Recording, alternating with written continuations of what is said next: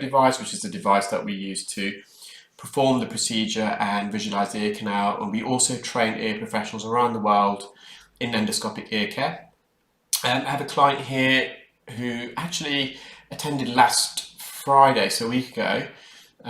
They were assessed and treated by a private ENT consultant a couple of days prior for an ear infection on both sides. When they attended last week, the ear canal was far more heavily swollen, so there's a lot more edema, swelling, inflammation.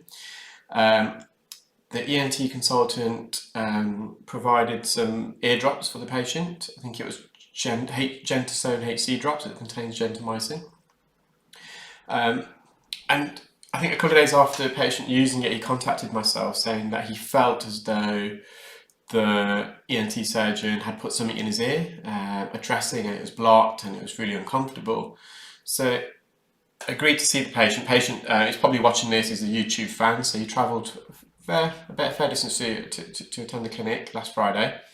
I think I've probably got the video, but the ear canal was extremely inflamed, far more than what it was today, and managed to clear a lot of debris actually, but there was this debris that we're trying to remove today that was impacted on the eardrum that I couldn't just get access to. It was just not possible. The ear canal was too heavily swollen. The patient decided to come back to me personally to have it removed today, so that's not a problem. I wasn't sure. I was a bit worried when they booked in initially. I didn't take the booking myself. That they're coming back in a week, because I wasn't sure whether a week would be enough given how swollen the ear canal was for the drops to do their tricks. But the ear canal is widened now, so it's still very swollen, but I can see immediately. And we've got this plug. If you probably saw before, I was suctioning a lot of debris, a lot of infected discharge. And we've got this infected debris that's lodged in the isthmus. The ear canal has two narrowings, and a narrowing in an orifice is called an isthmus. The first narrowing is where the bony part of the ear canal and the cartilage part, so the osteocartilaneous juncture, that point, that's probably about a centimetre into the ear canal. And there's a second narrowing about half a centimetre there or thereabouts near the eardrum called the isthmus. The ear canal narrows at that 5mm distance away from the eardrum, then it expands again, it protrudes outwards, and got this infected debris lodged beyond that isthmus, and on top of that the ear canal swollen. So you can see I wasn't able to use a standard Zollner suction probe, it's just the ear canal's just too swollen, so I was using a fine end gauge. The patient had a repeat prescription, so they actually saw ENT again a couple of days ago.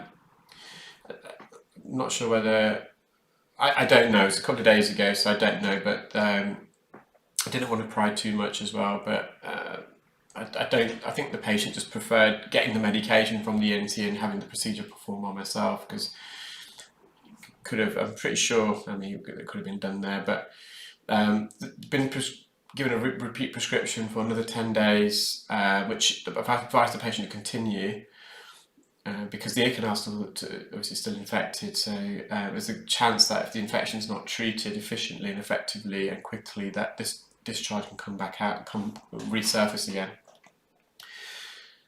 So it's just lodged. It's really difficult to remove. There's a gap there at the back, so some of the eardrum's exposed. In fact, I think I'm just going in with a normal Zollner suction probe. I'm just seeing, because the fine end just wasn't powerful enough. So I'm just about managed to squeeze it into the ear canal.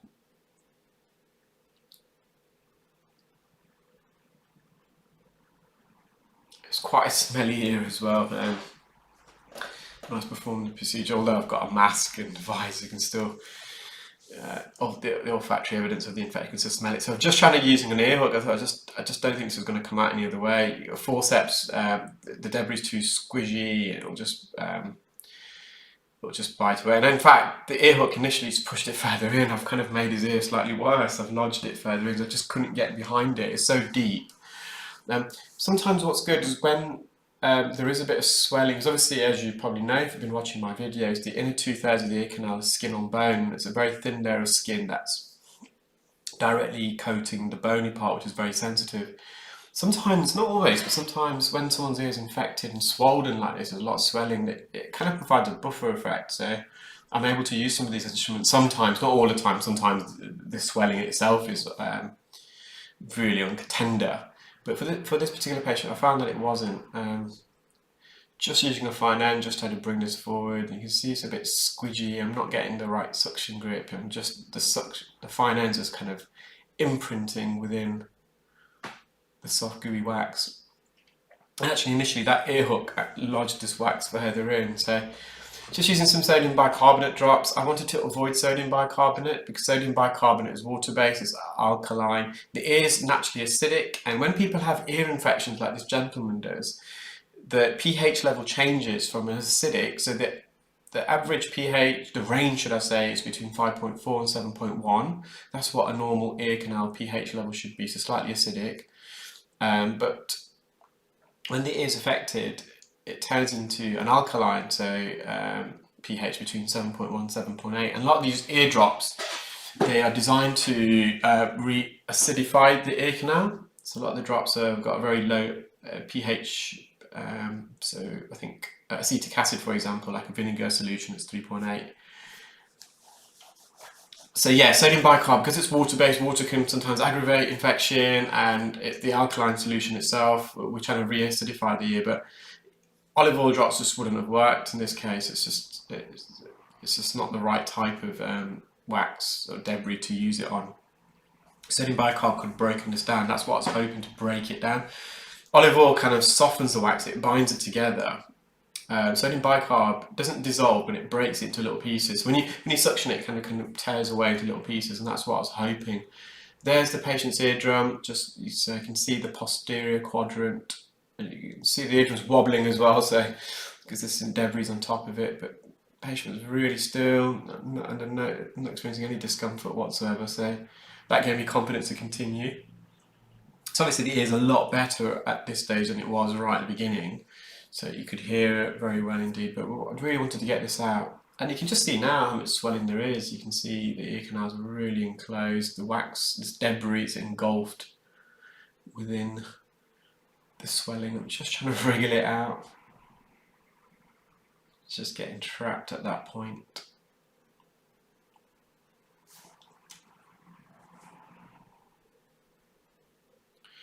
So I had a bit of a bad experience with the ear hook because I've kind of lodged it further in. It's just so hard to get an ear hook inside there because it's just so narrow, there's not much space. But eventually, it's what I actually used to remove the... Sorry, it's been another long day, just yawned there, I do apologise. Yeah, and eventually it was the only instrument I could use. And here we are. So I almost touched the eardrum, I had no choice, and I did pre-warn the patient it might be a bit uncomfortable, but actually when I approached it, I just dug it in, so I wasn't making contact with the eardrum. If I went any further I would have just dug it in and pulled it forward. You can see it's a bit yellow and greeny, it's really smelly. And there's the patient's tympanic membrane, so it's still difficult to visualise because of the swelling, but I can see the handle of malleus. The eardrum itself is slightly inflamed. The patient also had glue ear, otitis media with effusion. So you could hear a lot better than when he first came in, but his hearing still wasn't 100%, not only because of the swelling, but there was some fluid behind the eardrum called glue ear, acute otitis media, so I've given him some treatment. It was impossible to diagnose that before for myself or the ENT because you just couldn't visualise the eardrum, but I did a pressure test and we were able to diagnose that, so I've given some treatment for that. So I'm just mopping up now. We did so much, I just wanted to get as much debris, infection out of the ear to stop it from coming back really, despite the patient having 10 days extra repeat prescription. Sometimes with an infection, sometimes the best cure is just to remove as much, and it's not possible to remove every little last speck, but if you can remove as much as it's safely able to, that itself can sometimes help an infection and stop it in its tracks. So just some dead keratin, just peeling it from the roof of the ear canal. We've just got to be careful as well. The longer we're in the ear, because it's swollen already, we can increase that swelling the more we kind of are in the ear. So I just want to do it as quickly as possible. So I don't want this ear canal seizing up again, like last week.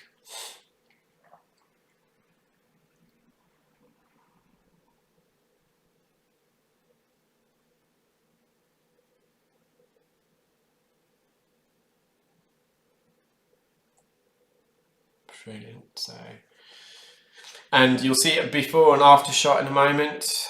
I think that went down well in my last video. So that's how the patient attended. And when he came 7 weeks ago, you couldn't see that even. It was that swollen. So it was a lot better today. And that's, you can see the swelling. You can see the eardrum clear. That's all clear.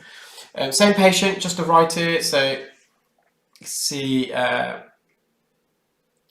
this ear canal wasn't as swollen as the left side last week. It was still swollen. So it's still swollen today, but not as badly as it was last week. But out of the 2 ears, this is the less swollen. He's just got discharge and disinfected dead skin right on the eardrums. We have to peel this off. So not a lot of people really enjoy the skin peels, especially off the eardrum, and more so when they're infected. And again, after I finished procedure, I performed tympanometry, and the patient also had glue ear in this side. So unfortunately, he's got an outer ear infection, which is the otitis externa, which is the infected debris in the left ear canal, and the swelling and the infected dead skin on the right side. So that's the outer ear infection, otitis externa, but he's also got a middle ear infection called glue ear. So again, I've given him some treatments. He's due to see the private ENT consultant, I think again, about 2 days ago to get the repeat prescription. So that's 10 days dose. So in the next 8 days, and the treatment I've advised is for 7 days. So hopefully when he does see the ENT, just in case I need to give him some other type of antibiotics or repeat the dose, the glue ear would have improved. So yeah, you can just see I'm just peeling off keratin. Again, just going to be really cautious and gentle. The eardrum is only a millimetre in thickness, so it's very easy to perforate, especially at the top, the roof of the eardrum, the attic region, what we call the pars flaccida. So just tugging away at this infected skin. Again, this ear was really smelly as well during the procedure. Kind of got used to it actually. When I first started as an audiologist, as a trainee audiologist, and at that stage I wasn't doing earwax removal or any sort of clinical ear care. We was mainly doing hearing aid work, and when patients come in with ear infections and they take their mould out of their ear, you can smell it, and it used to make my stomach churn. It really did. I know my clinic manager Tracy absolutely detests the smell, because when someone comes in with an ear infection, you can just whiff it around the clinic. It's that bad. And Tracy, bless her, she really, really detests the smell. I'm sure anyone would, but I think I've just become immune to it. So she's got her own stash of air freshener. We open all the windows after a patient who's got ear infection. So we can see the anterior portion of the eardrum, the front part. So there's still a bit of debris around the edge. And continuing with the procedure, it wasn't necessary to improve the patient's hearing. I think the hearing at this stage, and when I completed the procedure, wasn't much different. Is when you've got an infection like this, if you can try and get as much debris as possible. I'm not encouraging someone to get all of it out, just as much as you can, safely as possible, because we don't want to try and clear this debris out and then we cause a perforated eardrum. So you're in search of kind of curing one pathology issue, and you create another by trying to do curing the first. So that's where a good practitioner kind of knows when to stop as well. And we're just, yes, but sometimes the best treatment alongside the medication and avoiding water. Water is so important, guys. Avoid water in your ear. Water's the kryptonite of the ears, the arch nemesis. So if you avoid water, if we can clear this debris as much as we can, that'll probably give them the best opportunity for this infection to clear on its own accord with the assistance of some medication. So on the bony part, so there's less swelling here, so we do have to be a bit more careful in this ear not to make contact with the left side, because it was a bit swollen, and that almost gives like a buffer effect. It provides us with some resistance if we do come in contact with the bony part. So just posteriorly, inferiorly, there's still a bit of dead skin and dead infected debris there, so we need to peel that off. It's a bit of a tedious procedure. The fine end kept getting blocked because the dead skin is really gooey and thick, and it doesn't travel up the fine end. It keeps blocking it, so it kept coming out of the ear and unblocking it. And that's important when to know it's unblocked, because otherwise you run the risk of like just putting the fine end further and further into the ear. If you think, oh, it's not vacuumed, am I on the dead skin? And you go in further, but it's just blocked. So you've got to be careful, because if you're going too far with the fine end thinking that it's not blocked and you've not made contact with the debris, you could just go through the eardrum. So when we perform the procedure ourselves, I do anyway, I always keep one ear on the noise inside the ear, the suction probe. It can tell you a lot. So if it just goes mute, then you know it's blocked, so it needs to come out. If it's a loud sound and it goes quieter, so it's still audible but it's quieter, then we know we've got a suction grip and it's game on at that stage. So yeah, it just removes some dead skin posteriorly. So it's really important for the clinical ear care specialist to keep tabs on the loudness of the suction probe, because it does tell a lot.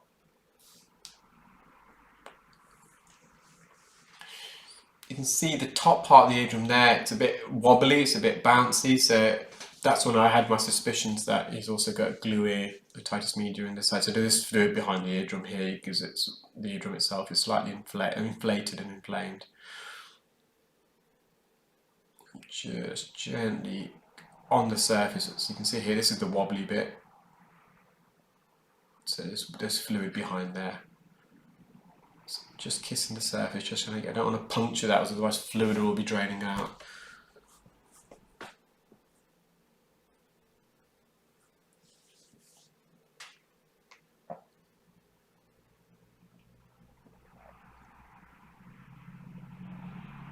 So it already looks a lot better than at the beginning, but it's still a bit more patient, wasn't any discomfort, so I decided to continue.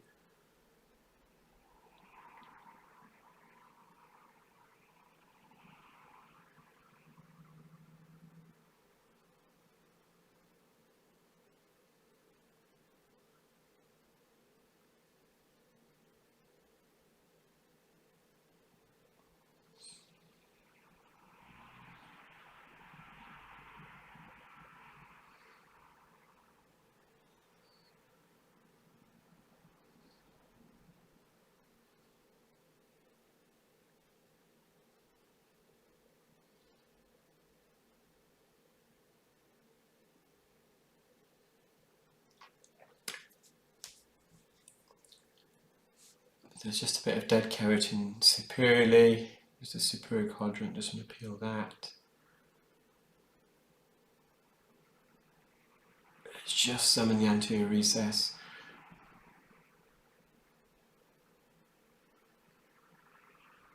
I'm not sure if I get this out in the end. Let's have a look. I can't remember.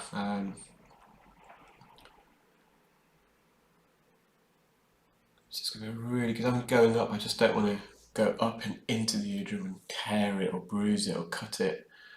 So yeah, I managed to get that. It's still a bit left there, but again, at this stage I'm quite happy with what we've done, if I'm honest. Patients still not hear 100% because they've got this middle ear infection as well, but can hear significantly better than when they first attended. I think we've given a good chance for this infection to clear now, because most of the infected debris is out. So I'm just mopping up a bit of dead skin around the edge. So again, we've got to be careful in that region, because it's the bony part of the ear canal, and it's almost like snake scales at the roof. It's really, so all this was discharge initially, and this discharge had coated the ear canal, and then the patient had been using the medication, and it causes this discharge to crystallize. Sometimes it comes out in a cast of the ear. You suction and it comes out in one big cast. So again, just sort of up there. Again, we don't want to cut the ear canal, the lining of skin, because then that's going to introduce another infection. So we're again trying to treat one infection causing another. So there's the patient's eardrum, just a bit bulged superiorly. There was a bit of fluid there, we suspect. So that's the before, and you'll see the after image. Well, I hope you enjoyed that video, guys. I've had another good one today that I wanted to upload, but it would have made the video too long, I believe. So I'll try and upload that I've got some clear wax training tomorrow, so we won't be able to